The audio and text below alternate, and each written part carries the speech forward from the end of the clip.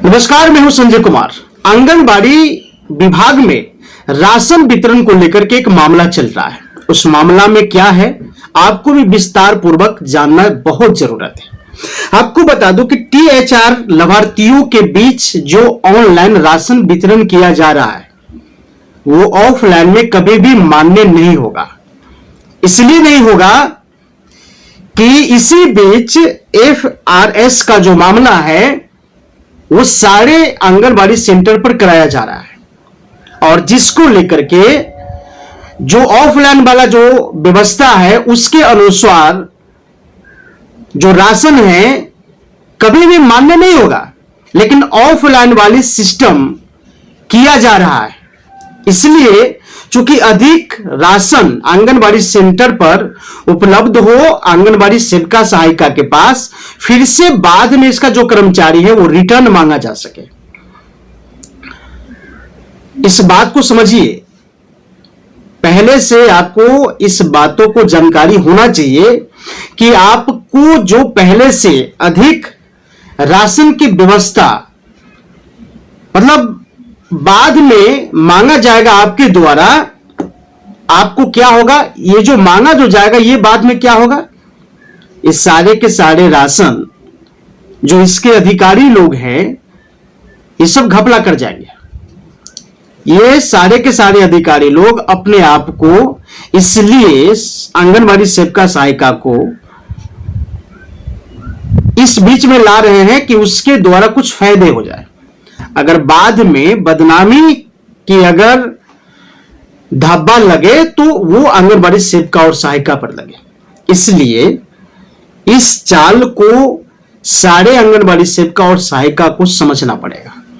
अगर नहीं समझती है तो बाद में उसका जो इफेक्ट आएगा वो तो सबके सामने आएगा, लेकिन आपकी जो बदनामी होगी, आपकी जो इस संस्था की जो बदनामी होगी, इस यूनियन की जो बदनामी होगी वो आपके ऊपर जाएगा। इसीलिए इन सरकारी कर्मचारी को अगर आपको अभी अगर कुछ लोभ अगर दे रहा है, अभी अगर आपको इस बीच में अगर कुछ दिखाई दे रहा है मुनाफे के सौदा, तो इस सौदेबाजी को आप तत्काल सारे आंगनबाड़ी सेविका और सहायिका यूनियन मिलकर इस चीज को रखिए कहां, मीडिया के सामने या फिर बड़े अधिकारी के पास रखिए कि हम इसका जो ज्यादा है, इसका जो बच रहा है उसको हम क्या करेंगे। हमें इस प्रकार से नहीं चाहिए, हमें जितने बच्चे को एफआरएस किया गया है उतने ही बच्चे को चाहिए। इससे आपको भी ये फायदे होगा कि आपके ऊपर जो बाद में आरोप लगेंगे या आपसे जो रिटर्न लिए जाएंगे उससे आप बच सकते हैं।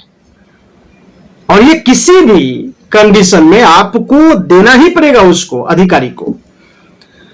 इसीलिए आप जो भी कर रहे हैं सोच और समझ करके कीजिए, चूंकि इस विषय पर हमने कभी भी आंगनबाड़ी सेविका सहायिका को सलाह नहीं देंगे। इसकी यूनियन भी जो है मैसेज के द्वारा समझाने के प्रयास कर रहे हैं कि आप इस चक्कर में मत पड़िए, चूंकि जितने को ऑनलाइन ये टीएचआर लाभार्थियों को जो मिल रहा है उतने ही ऑनलाइन जो मिल रहा है उतने ही की हकदार है आप। जितने बच्चे को एफआरएस किया गया है, ऑनलाइन वितरण जो कर रहा है वही ठीक है, लेकिन ऑफलाइन जो होगा वो मान्य नहीं होगा, क्योंकि आपसे इस समय वही रिपोर्ट खोजी जाएगी, वही रिपोर्ट फिर मांगी जाएगी बाद में। इसलिए आप इस चीज को सतर्क रहिए और आपको पूरी तरीके से इस पर निर्णय लेकर के काम करना पड़ेगा। अब चूंकि आपको बता दें कि अधिकारी का जो मंशा है इस विभाग की आप तो पूरी तरीके से जानते हैं, चाहे इसमें सीडीपीओ हो, एलएसओ, डीपीओ हो, ऐसे कई सारे प्रतिनिधि भी इन्वॉल्व होते हैं इसके संदर्भ में। सिर्फ आंगनबाड़ी सेविका सहायिका की बदनामी तो होती है, बाद में इन्हें ही चोरी के नाम दे दिए जाते हैं, अधिकारी लोग मतलब बेदाग हो जाते हैं। उनके ऊपर कोई दाग नहीं होता है। अब आपको बता दूं कि जो महीने के 10 लाख रुपया असुलती है वो बेदाग है, उसका जो सफेद पोष है वो बिल्कुल साफ है। लेकिन 12,000 रुपया जो पोषाहार दिया जाता है आंगनबाड़ी सेविका को, उसमें बहुत बड़ी सवाल खड़े कर देते हैं।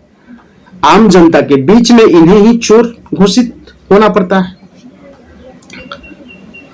आप अगर चले जाइए, आपको पता चलेगा कि किसी भी पंचायत की बात कर रहा हूं, किसी भी वार्ड की बात कर रहा हूं, पूरे बिहार के अंदर बात कर रहा हूं, या बिहार को तो छोड़ दीजिए, भारत के अदर स्टेट में भी चले जाइए, सिर्फ आम जनता के बीच में अगर मतलब राशन में कटौती की बात अगर होगा तो कहेगा कि नहीं, आंगनबाड़ी जो सेविका सहायिका हो तो कुछ देती नहीं बच्चा को, मतलब कुछ देता ही नहीं है। ऐसे मामला था। जब हमने ग्राउंड रिपोर्टिंग पर जब जाते हैं, वहां के आसपास के लोगों से पूछताछ करते हैं, बात करते हैं, तो पता चलता है कि नहीं, यहां पर जो आंगनबाड़ी सेविका है वो बच्चों को कुछ नहीं देती। मैंने पूछा कि आप जानते हैं उसके विषय में, उसमें क्या मिलता है, क्यों मिलता है, कैसे मिलता है, इसका डिवाइस कहां कहां होता है, कभी आपने इस विषय पर बात किया? कभी बात किया सेविका के साथ बैठ करके सेंटरों पर कि मेरा बच्चा अगर आपके सेंटर पर पढ़ने आता है, उस बच्चे को लेकर के कितने नाश्ते के पैसे दिए जाते हैं, कितने खाने के पैसे दिए जाते हैं, आंगनबाड़ी सेविका सहायिका को पोषाहार कितना मिलता है, उस पोषाहार में से सीडीपीओ एनएस कितने कमीशन लेते हैं, इन सारे मामलों पर कभी आप जाकर के जांच करें, आपको पता चलेगा कि आखिर कहां कहां बंदर बाट है। जिस दिन आप ये चीज को अगर खोज दिए, उस दिन पता है क्या होगा, सेविका को आपकी ताकत का सपोर्ट मिलेगा। जिस दिन आम जनता की ताकत का सपोर्ट मिलेगा, उस दिन जो ये परियोजना में जो बैठे हुए अधिकारी हैं, सुपरवाइजर है, एलएस है, जिला में बैठे हुए डीपीओ है, इस सबका जो है ना कुर्सी हिलने लगेगा और ये रिश्वतखोरी करना बंद कर देगा। मुझे लगता है कि आम जनता को 100% इसके ऊपर उतर करके काम करना चाहिए, कुछ सेविका सहायिका के सपोर्ट में आना चाहिए।